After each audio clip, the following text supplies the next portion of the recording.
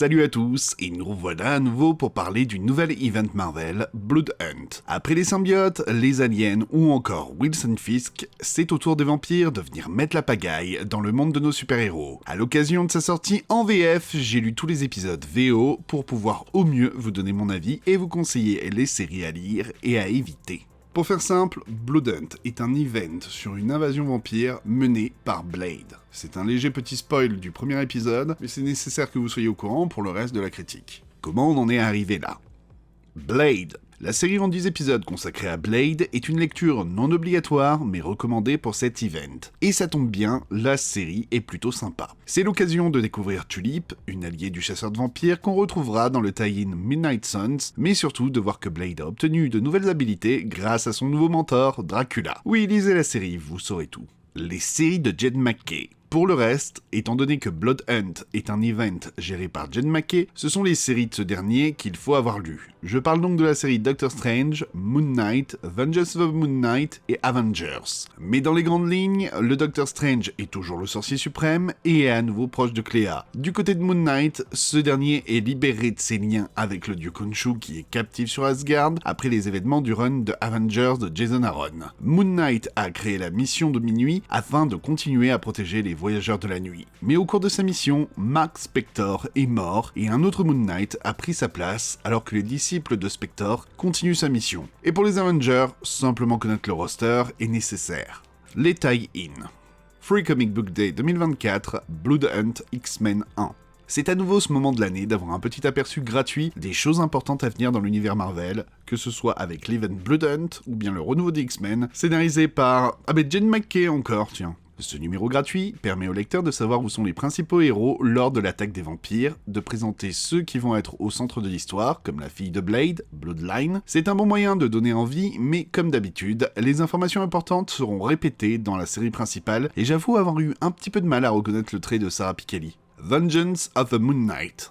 Après la mort de Mark Spector, un imposteur endosse l'identité de Moon Knight. Mais les agents de la mission de minuit le démasquent et découvrent qu'il s'agit du Suaire, un super-héros déchu. Alors que Tigra et Hunter's Moon tentent de mettre un terme à ses agissements, les pouvoirs de l'usurpateur échappent à son contrôle. Au même instant, la ville de New York se retrouve plongée dans une nuit éternelle à la merci d'une invasion de créatures assoiffées de sang. Même si la série se nomme Vengeance of the Moon Knight, on va en fait plus se centrer sur le cast qui était autour de Moon Knight dans la série précédente. Surtout en ce qui concerne Reese et Soldier et leurs conditions de vampire, ou le pauvre 8-Ball qui essaye de se racheter. Le tout afin de montrer comment on essaye de préserver et faire perdurer l'héritage de Mark Spector. Jed MacKay profite de son event pour venir développer ses personnages, les faire évoluer et faire avancer son intrigue. Le souci, c'est qu'on a des éléments qui vont très vite, comme l'identité du faux Moon Knight, ou alors des répétitions avec la série Blood Hunt qui nous montre parfois 2 fois les mêmes événements, même si on les enrichit un peu au passage. Ça n'en fait pas un indispensable pour l'event, mais c'est un passage obligé, comme le reste de l'event, si vous suivez la série Moon Knight depuis le début de cette équipe créative. Côté graphisme, Cappuccio est toujours un régal pour les yeux, comme les couleurs de Rachel Rosenberg.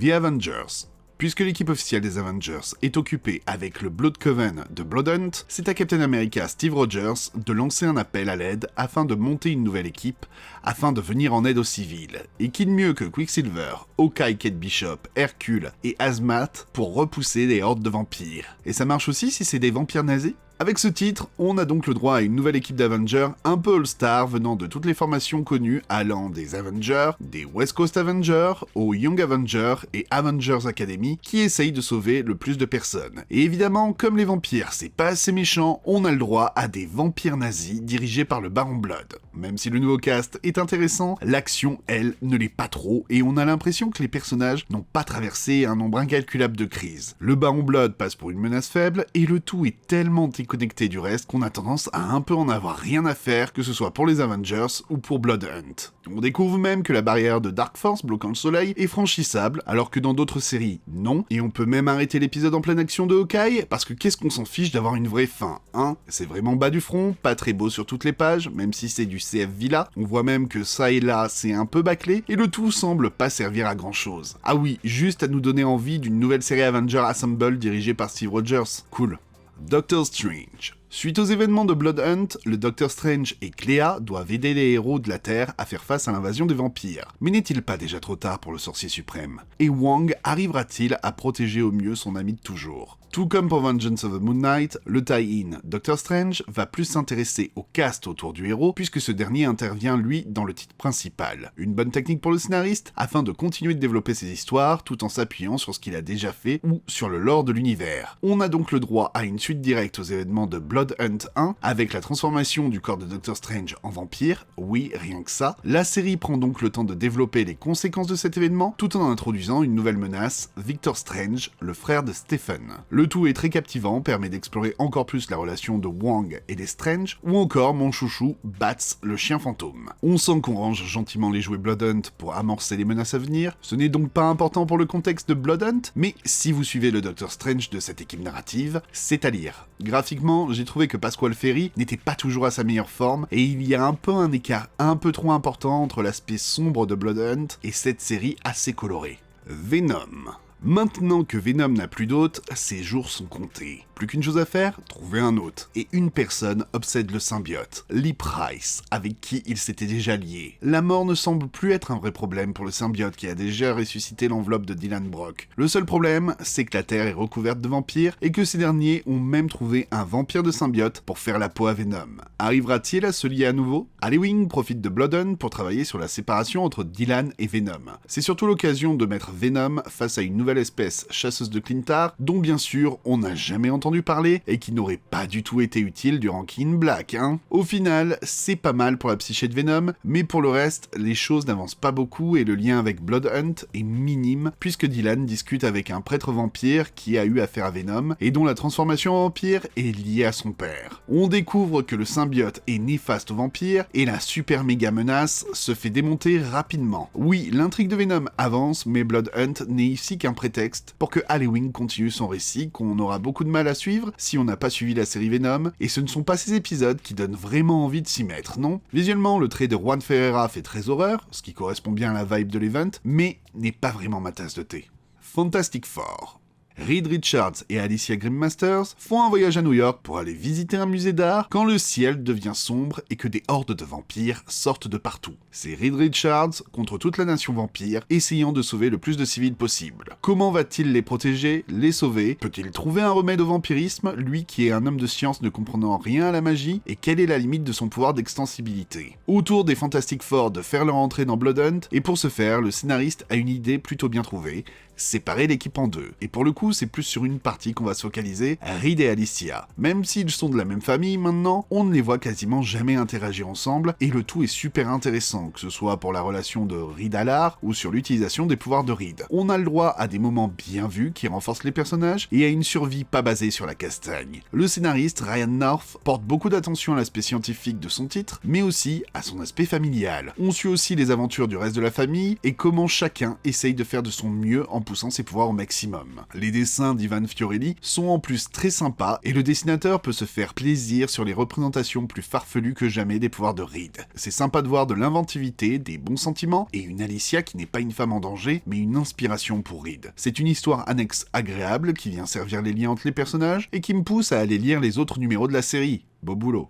Miles Morales, Spider-Man. La vie du jeune Miles Morales a connu une fin des plus tragiques, faisant de lui l'un des vampires de Blade. Ce n'est pas pour autant que Miles ne va pas protéger son quartier, c'est l'occasion de voir comment Blade a contaminé Miles, puis de voir comment il va essayer de sauver Brooklyn. Mais très vite, on se rend compte d'incohérence. Si Spider-Man était parti à la recherche de Brielle avec Dracula, eh bien une fois qu'il a retrouvé et qu'elle s'enfuit à nouveau, il se barre pour sauver son quartier. Rien n'a changé quant à la raison qui a fait fuir Brielle. Oui, mais pour la suite, on avait besoin de Dracula seul pour faire un 1v1 avec Daredevil, donc il fallait trouver une raison de s'en débarrasser, hein. On en est à ce niveau de logique, hein. Miles est donc devenu un vampire, et est donc encore plus cheaté. Entre son toucher venin, une épée énergétique, sa capacité à se camoufler, et maintenant un vampire, bon, on remarquera que ça change pas grand chose pour lui, parce qu'il s'est fait vénomiser dans King Black, et là, vampirisé. Le tout pour retomber sur un ennemi vampire d'énergie qu'il a déjà rencontré, et qui revient dans notre monde. Ah, ça tombe bien, hein. C'est marrant, tous les vampires reviennent dans l'univers Marvel, mais très peu sont sous le contrôle de Blade. Visuellement, c'est un peu anecdotique. Si on ne suit pas la série, on ne connaît pas Hytel ou Rimir, et on ne prend pas vraiment le temps de nous les réintroduire. Tout ça pour avoir un coup de pouce de Dracula, qu'il est sympa ce Dracula. Et du coup, tout le monde est prêt pour l'affrontement final, et on aura juste fait un petit détour qui n'aura servi pas à grand chose.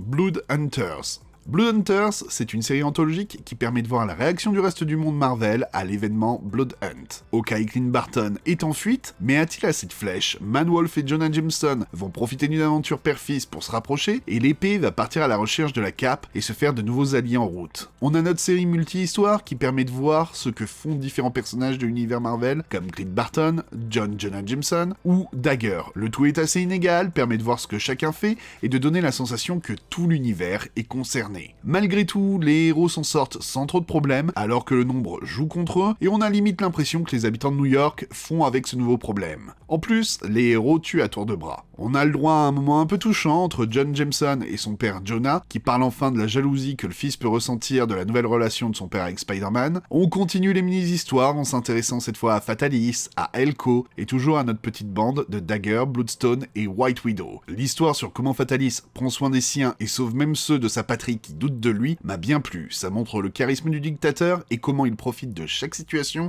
pour faire avancer ses pions. Celle de Elko, malgré une bonne ambiance, reste anecdotique, surtout qu'on nous laisse sous-entendre que le ciel noir a duré plusieurs jours. Assez dispensable, surtout que sur le dernier numéro, les histoires deviennent assez moyennes, surtout celle avec Satana. Côté du fil rouge avec Dagger, on découvre que certains héros ont été vampirisés, comme White Widow, mais Dagger essaye de les sauver. Et c'est très sympa pour les 3000 civils qui ont été tués depuis le début, sans même se soucier du fait qu'ils pouvaient être guéris. Bref, on s'en fiche pas mal, et le tout sera pour les complétistes, je pense. Le niveau de dessin passe de moyen à correct, l'action et la violence sont au rendez-vous.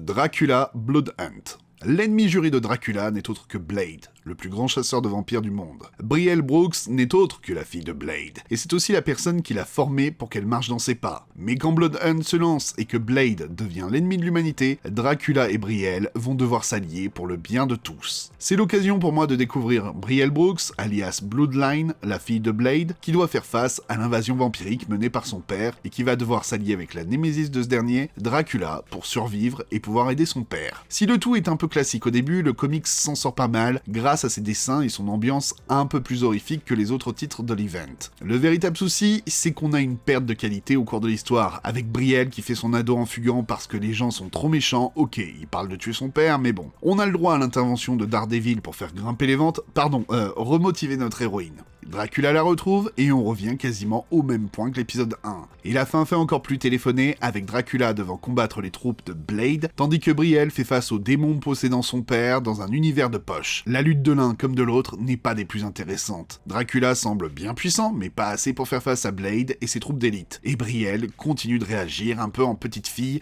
avec une résolution très simpliste qui permet de remettre le duo en route pour l'épisode final de Blood Hunt. Et donc ça a servi à quoi? Juste à ce que Brielle se décide?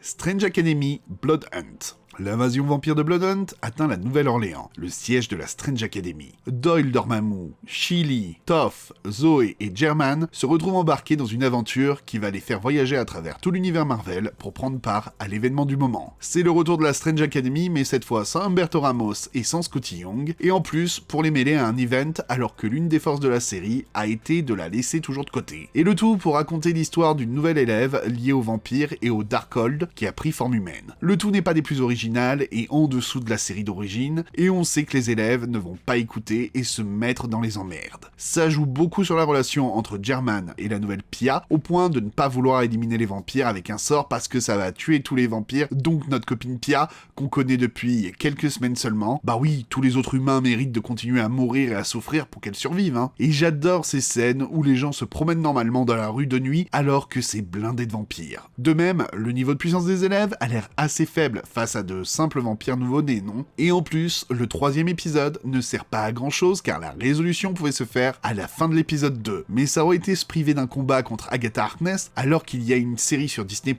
en même temps. Ça aurait été dommage, hein? Amazing Spider-Man. Les vampires envahissent New York, et alors que les Avengers sont en plein combat, quelqu'un doit prendre soin des habitants de la grosse pomme.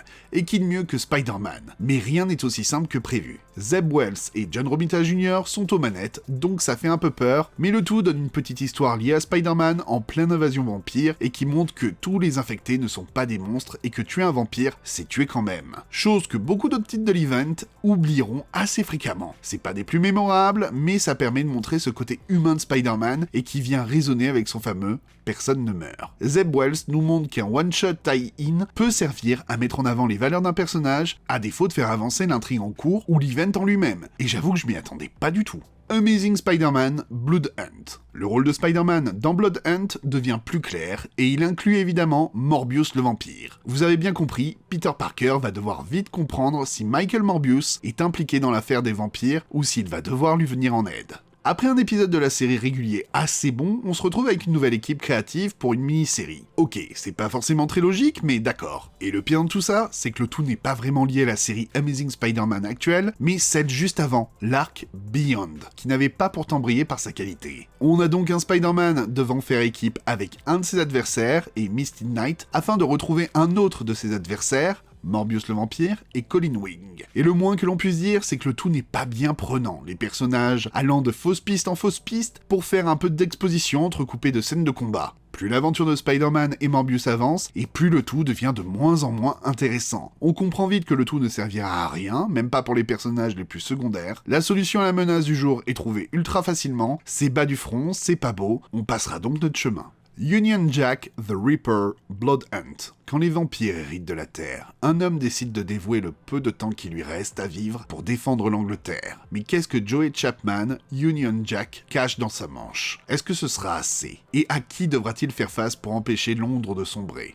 On est lâché en pleine action avec un personnage qu'on ne voit pas souvent pour essayer de comprendre qu'il ne va pas bien et se rendre compte que c'est la fin du monde à Londres. Mais au final, on n'est attaché ni aux survivants, ni à Union Jack, donc on ne fait que subir la détresse du personnage sans en avoir grand chose à faire. Surtout qu'à part survivre, on a du mal à comprendre le but de chacun. Ça ne va pas marquer l'univers Marvel, c'est une série sur un héros de 4ème catégorie, au bout du rouleau, devant faire face à une situation qui le dépasse, et ça reste un peu bas de plafond, mais ça a un ton pessimiste assez différent de tout le reste de Blood Hunt, lui conférant une identité propre, proche de l'indépendant. Et Kev Walker arrive à donner une bonne vibe horrifique qui donne envie de tourner les pages. Black Panther Blood Hunt. Suite au début de Blood Hunt, Black Panther a été transformé en vampire par Blade afin de le pousser à accomplir une mission pour lui. Mais même le vampirisme ne va pas empêcher T'Challa de remplir ses devoirs envers le Wakanda, pour le meilleur et pour le pire. On suit le devenir de T'Challa depuis qu'il est un vampire via la morsure de Blade. C'est l'occasion de montrer l'ancien roi du Wakanda luttant pour son humanité alors qu'il sombre de plus en plus au vampirisme. Les conséquences de l'invasion sur son pays et sa famille et surtout de faire avancer sa mission qu'il mène pour Blade en cherchant un ancien temple.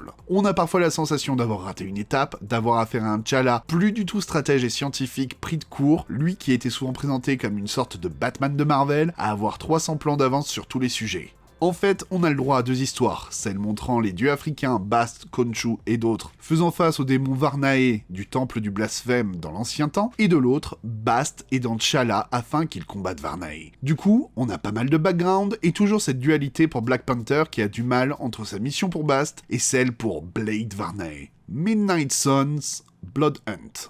L'équipe des Midnight Suns se réunissent pour affronter la menace de Blood Hunt, à savoir éliminer l'un des leurs, Blade. On a le droit à un numéro typique de réunion de l'équipe avec Tulip, l'ami de Blade, qui va demander de l'aide contre lui et des scénettes montrant les différents membres en action. Une bonne manière de rappeler où on en est dans l'univers ésotérique de Marvel avec Johnny Blaze qui n'est plus le Rider et d'autres choses. Et en soi, le premier épisode n'est rien d'autre que cette mise en place, même si le tout semble bien montrer que Blade n'est plus en contrôle de lui-même et que les Midnight Suns sont prêts à tout pour l'arrêter ou le tuer. Du coup, vous l'aurez compris, on ne va pas suivre le plan, mais trouver un prétexte pour que l'équipe n'y aille pas afin de justifier pourquoi les experts en surnaturel ne sont pas dans Blood Hunt. On a une vibe supernatural, c'est sympa, mais la série abuse des effets comme Blade soi-disant présent pour essayer de donner de l'intérêt au tout. Il y a des choses pas mal dans cette série, mais le tout va trop vite, il ne se passe pas grand chose. Pour tout vous dire, le démon de l'épisode est vaincu super rapidement et facilement, et on n'a même pas de conclusion pour le groupe vu que le tout s'enchaîne rapidement avec l'aftermath de Blood Hunt et ce qui est devenu le personnage que retrouve Tulip. C'est vraiment dommage car très rushé, alors que le groupe avait vraiment un lien avec Blade, qu'il y avait matière à faire quelque chose et qu'on avait une bonne vibe façon série télé. C'est surtout côté dessin, grâce à Germán Peralta, qu'on arrivera à prendre du plaisir. Lui et le coloriste arrivent parfaitement à bien rendre cette ambiance horreur mystique qui va parfaitement avec ses personnages et cet event. Hulk Blood Hunt. La quête de Hulk et Banner, afin de sauver l'âme de Charlie, les emmène dans une ville du Far West, Old Tucson, ayant un seul habitant, mais il a une sacrée histoire à raconter. Avant la fin de la nuit, Hulk et Banner vont découvrir qu'il y a malgré tout pas mal d'activités à Old Tucson et qu'il se passe pas mal de choses sous le sol désertique qu'ils ne pouvaient pas imaginer. L'histoire fait un peu doublon avec celle qu'on a déjà dans Blood Hunters, comme quoi il en a rencontré des vampires pendant Blood Hunt Hulk 1, et en oubliant tout en plus. Cet épisode permet de parler des migrants, de l'industrie du cinéma, du western, de ce qu'on doit à sa famille, et c'est à peu près tout. On est dans la veine du reste du run de Kennedy Johnson, à savoir un personnage errant et du body horror, et ça fait une petite pause dans son récit pour être présent dans l'event du moment. Mais j'ai trouvé ça assez faible. En plus, je ne suis pas super fan des dessins. Werewolf by Night, Blood Hunt.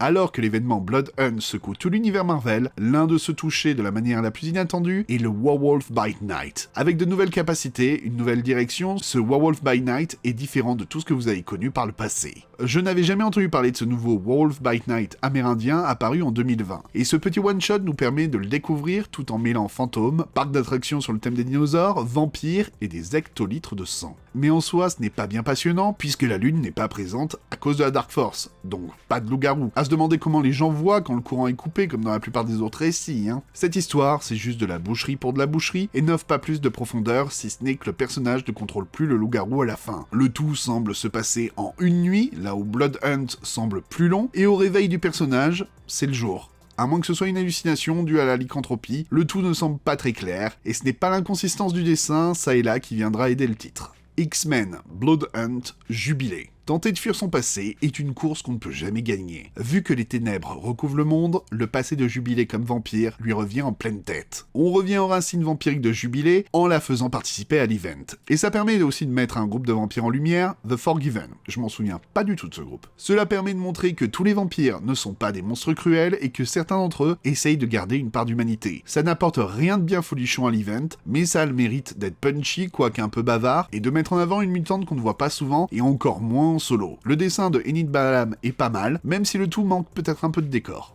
X-Men, Blood Hunt, Magic. Après Follow the House of X, Illyana Rasputin est retournée à sa mère patrie, la Russie, pour se retrouver et voir ce qu'il va se passer par la suite. Mais comment peut-elle protéger sa patrie quand des vampires s'en prennent à la Russie? Elle a peut-être été forgée dans les flammes des limbes, mais est-ce que le tout l'a préparée pour Blood Hunt? Petite aventure solo de Magic qui nous montre que même dans le lieu le plus reculé de la Sibérie, les vampires sont bien là. C'est l'occasion de parler un peu de folklore local et de montrer que Illyana est encore plus cruelle que les vampires. Ça n'apporte pas grand-chose à l'event ni au personnage, mais on a une utilisation inventive des pouvoirs de la mutante et le tout est très agréable à l'œil. X-Men Blood Hunt, Psylocke. Après avoir servi en première ligne dans la guerre contre Orchis, Kwannon profite d'un peu de repos avec son nouveau compagnon Grey Crow, mais quand les ténèbres touchent le Japon, la guérilla va sortir sa lame psy et faire face aux menaces qui rôdent dans l'ombre. Cette fois, on suit Psylocke et son compagnon Grey Crow au Japon, et on va surfer sur le folklore japonais autour des vampires mais aussi des monstres. C'est l'occasion de faire un parallèle entre la méchante du jour et Psylocke, de montrer que toutes les deux ne faisaient confiance à personne avant, mais que la mutante a su passer à autre chose, qu'elle a évolué. C'est dynamique, un peu typé manga, mais ça n'apporte là aussi pas grand chose de plus qu'un bon défouloir. X-Men Blood Hunt,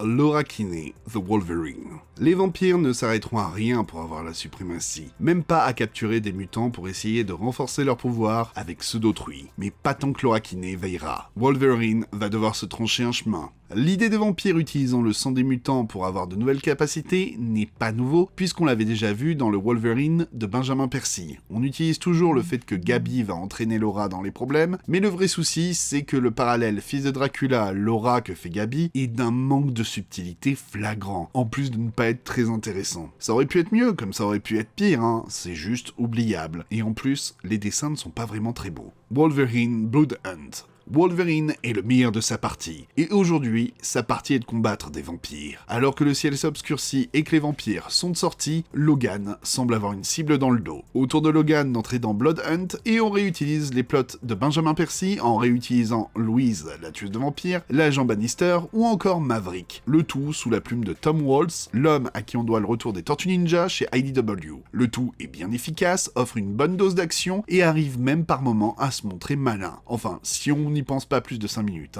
On fait avancer des intrigues laissées là par Percy, et on va même parler de la nature de la bête dans la cage de Wolverine, du contrôle mental, ou de ce qu'on est prêt à faire par amour. On se retrouve avec une mini-série toujours aussi classique, qui permet de tout remettre à zéro, et d'expliquer pourquoi Wolverine n'est pas présent pour l'événement principal. Ce n'est pas du tout une lecture déshonorante, mais ça ne marquera pas plus que ça les esprits. One Rose et Rip livre de très belles pages pour d'action et de sang, où l'artiste se fait plaisir.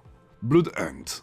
La nuit est tombée à jamais et les vampires partent à la conquête de l'univers Marvel. Voilà les Avengers, Blade, Spider-Man, le Doctor Strange et les autres héros bien impuissants face à la vague de sang qui s'apprête à déferler sur eux. Suite à la trahison d'un allié, les super-héros n'ont pas d'autre choix que d'appeler Dracula à l'aide. Et du coup, la série principale en elle-même, ça donne quoi? C'est assez compliqué de répondre car Blood Hunt, il y a vraiment du bon et du mauvais. Avec Blood Hunt, l'une des ambitions était d'avoir un event horrifique. Mais est-ce qu'on n'en avait pas déjà eu assez avec Absolute Carnage en 2019 et King in Black en 2021. Alors oui, c'était des créatures venues de l'espace, mais qui pouvaient aussi convertir des héros en monstres. Et du coup, qu'est-ce qui a été fait pour se démarquer? Aller dans le plus sombre, dans le gore. Si on sent bien l'aspect oppressant du tout, le gore lui n'est pas visible par tout le monde, puisque uniquement dans les épisodes Red Band. Du coup, c'est quoi le Red Band? Red Band, c'est un terme de classification venant du cinéma américain et déterminant les films réservés aux adultes.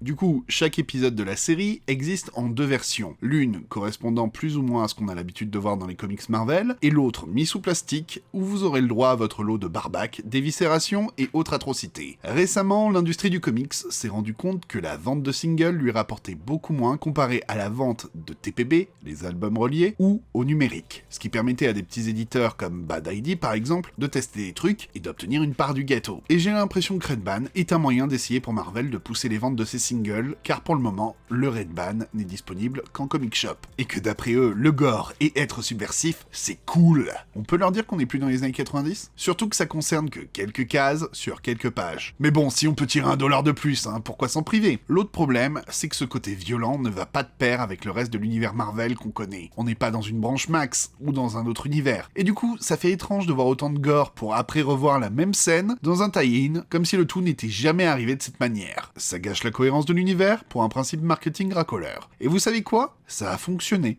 Les gens ont payé les dollars en plus pour avoir leur case variante, ou parfois même ont acheté les 2 versions, à tel point que Marvel le propose sur de nombreux titres. Si vous êtes lecteur de comics, quand on vous a parlé du principe de Blood Hunt, vous avez dû penser à Marvel Zombies ou bien à DC vs Vampire. Et c'est clair que ces concepts sont proches. Marvel Zombie ayant inspiré DC pour son DC's, on ne peut qu'imaginer que DC vs Vampire a aussi fait de l'œil à Marvel. Surtout que les confrontations DC contre les créatures de la nuit ont eu un succès commercial assez important. Mais est-ce qu'on avait besoin de copier la concurrence aussi rapidement ? Pour rappel, DC vs Vampire, c'est sorti en 2021. Un des autres éléments qui me pose un peu problème, c'est le principe même de la menace vampire. Les vampires sont présents depuis longtemps dans l'univers Marvel et ont été le plus souvent de la chair à canon pour nos héros. Le fait qu'ils deviennent si nombreux et si puissants tout d'un coup paraît étrange, et encore une fois, on a des personnages qui se préparent contre tout et n'importe quoi, mais personne n'était prêt pour ça, alors que rien que dans Moon Knight, les vampires sont un problème depuis le début du run du scénariste, ou alors que la nation vampire a été un élément important de la précédente série Avengers. Un peu plus de construction dans la menace aurait été la bienvenue. Blood Hunt, c'est un peu l'apothéose de tout ce que le scénariste Jen McKay a pu faire ces dernières années chez Marvel. On peut même se demander si, comme pour War of the Realms ou King in Black, ce n'était pas juste des arcs de sa série qui ont été transformés en event. Du coup, le tout est pensé pour les personnages de McKay, et pas vraiment pour les autres, et il faut donc trouver un moyen de mettre les personnages les plus puissants de côté, et pour ce faire, on va assez facilement les enfermer, les tuer, ou les transformer en vampires. Ce qui en soi est un bon moyen d'expliquer pourquoi ils ne sont pas plus actifs dans l'event, d'en faire des moments captivants de l'histoire. Mais en tant que lecteur, on s'en fiche, on sait bien que tout le monde va revenir, ou guérir lors du dernier épisode. Le problème principal de Blood Hunt, c'est le rythme de l'histoire qui, en essayant de faire différent des autres events, se prend les pieds dans le tapis. On commence l'histoire avec l'invasion des vampires presque direct, pour après faire stagner un moment l'intrigue. Bon, pour vous cacher le tout, on va saupoudrer de scènes d'action, et puis tout d'un coup, le tout va avancer de manière ultra brutale, comme nos chers Avengers qui vont se faire dégommer en un rien de temps pour les priver de leur poids lourd, mais pour réussir à venir assez facilement à bout des adversaires l'épisode suivant, et même refaire venir le soleil dans un coin de New York. Mackay arrive même à reproduire les défauts qu'il a sur son run d'Avengers, en passant encore du temps à nous introduire toute une équipe de vilains qu'on voit à peine dans l'histoire globale. Vous l'aurez compris, on ne sait pas vraiment quand l'event décide de vraiment commencer, à moins qu'il soit déjà fini, et au final, il ne se passe pas grand chose. Les cliffhangers, bien qu'importants, sont très téléphonés, à tel point qu'on voit limite venir toutes les conséquences de l'event au bout de 2 ou 3 épisodes, et souvent, ces mêmes cliffhangers soulèvent bien trop de questions. Blade a trahi les héros? Vous aurez la réponse de pourquoi dans l'épisode 4 de mémoire, alors que ça aurait été mieux dans le 2 ou le 3 d'un point de vue de la cohérence. Un autre élément qui me dérange un peu, c'est l'impact des films sur nos comics. Est-ce que quelqu'un aurait vraiment eu l'idée de faire un event de cette ampleur sur le personnage de Blade? Mais comme il y a un film avec Mahershala Ali en préparation, c'est ce qu'on fait, même si le projet du film est depuis assez mal barré. Comme le film devait pas mal tourner à l'origine sur Blade formant sa fille pour prendre sa relève, on a Brielle qui est bien présente. Là aussi, comme au final le film s'éloigne de ça, c'est peut-être pour ça qu'elle ne finit pas par voler la lumière. Comme on a un film Captain America avec Sam Wilson en personnage principal, on a le droit à un beau speech du personnage. Comme on a un film des 4 Fantastiques qui sort bientôt, on met Doctor Doom en avant et on prépare un event sur lui. Ça devient lassant. Les comics Marvel ne sont pas le faire-valoir marketing des films du MCU. Et la fin est, comment dire, ridicule. Sans spoiler, quelqu'un doit avoir dit à Jed Mackey que c'était une mini-série en 5 et de tout expédier pour terminer tellement le tout va à une vitesse folle. Mais sans vrai grand moment de bravoure. Et ça tombe bien, tout le monde fait ce qu'il faut au bon moment. Et on avait vraiment besoin de mettre encore Miles en avant. Ça commence à se voir le forcing. Si c'est pas Miles, c'est Kamala. Ah oui, j'avais oublié qu'il a des films d'animation et des jeux vidéo. Faut le mettre en avant. Par contre, le meilleur élément de Blood Hunt, c'est bien son dessinateur, Pepe Larraz, qui signe tout l'event. Oui, de nos jours, ça mérite d'être précisé. Il arrive à donner une âme au projet, à créer des personnages qui accrochent l'œil, et ses planches sont bourrées de détails avec des scènes iconiques. Vraiment, s'il y a un intérêt à l'achat de cet event, c'est bien pour lui. L'autre intérêt de Blood Hunt, c'est ce qu'il annonce pour la suite de l'univers Marvel, et plus particulièrement pour le personnage du Docteur Fatalist ou Doctor Doom, selon que vous le dites en VF ou en VO. Sans entrer dans les spoilers là aussi, ça peut être intéressant, mais avait-on besoin de Blood Hunt pour ça? Et c'est l'un des problèmes des events récents de Marvel, il n'y a quasiment pas de lien. Un event arrive et est quasiment tout de suite oublié, et le prochain arrive. Là où à l'époque de Civil War, de Secret Invasion ou encore de Siege, on avait une construction sur le plus ou moins long terme. Blood Hunt n'est pas une purge pour autant, il a des moments très sympas, des tentatives de faire appel à des éléments anciens de l'histoire de Blade, de lier entre elles les séries de Jed Mackey pour former un grand tout, ou encore l'écriture de la relation du Doctor Strange et de Doctor Doom. Mais dès qu'on gratte un peu la surface, on se rend compte que cet event n'avait pas grand chose à raconter. C'est un bon blockbuster qui fait bien passer le temps avec des moments bien choquants. Sauf que voilà, c'est une énième histoire d'invasion avec au cœur un personnage devenu méchant suite à une possession, donc du vu et revu. On n'a pas de sensation de danger. On se dit que le tout va se résoudre facilement. La plupart des moments qui devraient être vraiment impactants arrivent et tout ce qu'on se dit c'est « Ok », alors qu'on devrait limite sauter sur place. Le seul moment vraiment notable avait été révélé par Marvel lui-même avant, parce qu'on peut toujours compter sur eux pour se tirer une balle dans le pied. Le pire, c'est que la fin ne règle vraiment pas le problème de l'invasion de vampires. J'ai vraiment eu la sensation par moments que cet event était juste une idée vite posée là. Le vrai but de Blood Hunt est d'être une rampe de lancement pour le prochain.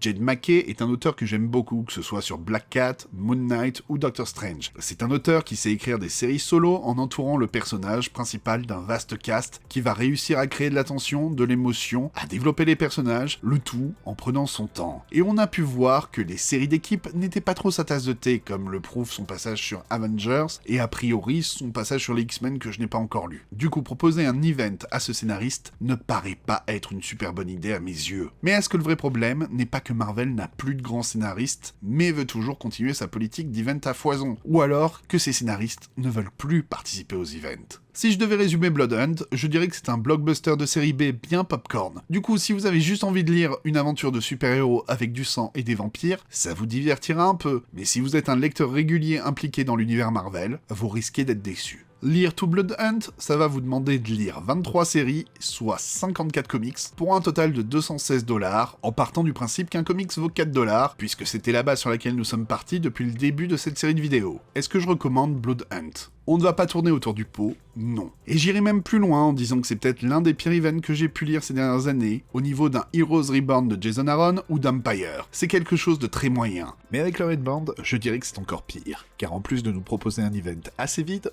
on essaye de nous extorquer de l'argent supplémentaire pour quelque chose qui n'apporte rien. À titre personnel, je commence à être épuisé par les events Marvel. L'un n'est pas fini qu'on nous annonce le suivant en nous gâchant les surprises au passage, tout en ajoutant une tonne de tie-in avec des équipes créatives qui ne sont même pas celles en charge des personnages à ce moment-là, pour des histoires qui ne servent ni les personnages, ni l'event. J'ai du mal à voir comment ce modèle va pouvoir survivre longtemps, et je me demande même si je veux continuer à en faire partie. C'est dingue de se dire que si je mets de côté les séries de Jed McKay, ce que j'ai préféré lire a été Fantastic Four, Wolverine et The Amazing Spider-Man. Que des séries qui n'ont rien à voir avec l'event. Il y a trop de séries, et le niveau global est vraiment trop bas. Du coup, est-ce qu'il faut avoir lu Blood Hunt pour suivre le reste de l'univers Marvel? Non. Il y a 3 éléments importants qui changent dans l'univers Marvel suite à cet event. Le rôle du Docteur Doom, un changement pour Miles Morales, et une nouvelle particularité pour les vampires qui fait que Blade n'a plus rien d'unique. Et à part ça, c'est bien tout. Ces éléments sont largement précisés dans les titres au besoin, donc on peut faire l'impasse. Je recommanderais l'achat pour les ultra-complétistes ou les inconditionnels de Pépé Larraz. Pour les autres, un passage par la bibliothèque ou un emprunt à un ami est largement suffisant si vous tenez vraiment à lire cet arc.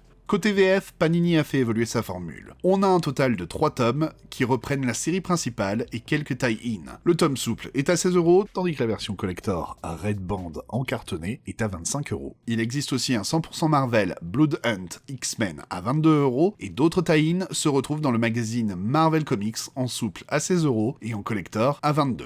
Même si j'ai été un peu sévère avec Blood Hunt, j'espère avoir pu vous aider. N'hésitez pas à venir dans les commentaires pour parler de cet event, posez vos questions si vous en avez, j'essaierai d'y répondre au mieux. Donnez-moi votre avis sur ce que vous avez bien aimé ou pas du tout, et le tout en essayant de spoiler le moins possible, ou alors mettez une balise spoiler pour prévenir. Si c'est ta première fois sur cette chaîne, n'hésite pas à t'abonner pour ne rien rater. Si ça t'a plu, tu mets un pouce bleu, voire un petit commentaire pour m'aider. Tu peux aussi me retrouver sur le podcast Team Up pour m'entendre encore parler de comics.